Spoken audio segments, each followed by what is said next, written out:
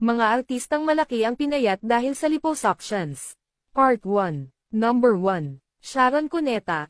Inamin ng singer at actress noong 2015 na dumaan siya sa isang cosmetic surgery dahil gusto niyang mabalik ang dati niyang katawan noong nasa pelikula niyang, Maging Sino Ka Man, hindi naman daw niya ito ikinahihiya.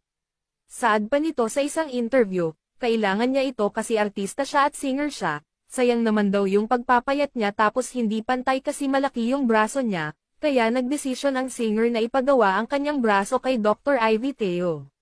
Number 2. Angeline Quinto. Isa rin ang singer at actress na si Angeline Quinto sa umamin na, nagpaliposuction sa kanyang braso at likod, sabi pa nito, wala naman masama sa pagparetoke, kasi parte din yun sa pagiging artista, na kailangan may confidence ka sa sarili, at ang importante may pangbayad ka sa pagparetoke mo.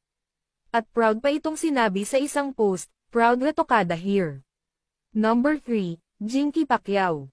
Isa rin si Jinky Pacquiao sa nag-open up tungkol sa kanyang pagpaliposuction kay Dr. Vicky Bello. After daw nitong manganak sa kanilang ikatatlong anak ni Manny Pacquiao, dahil tumaba umano ito, sabi pa nito sa isang interview, ang pangit niya umano, hindi na siya nakapagsusuot ng mga fit, ang nasusuot na raw nito ay yung malalaking shorts para matakpan ang kanyang malaking braso, gusto lang daw nito na sumiksi at mabalik ang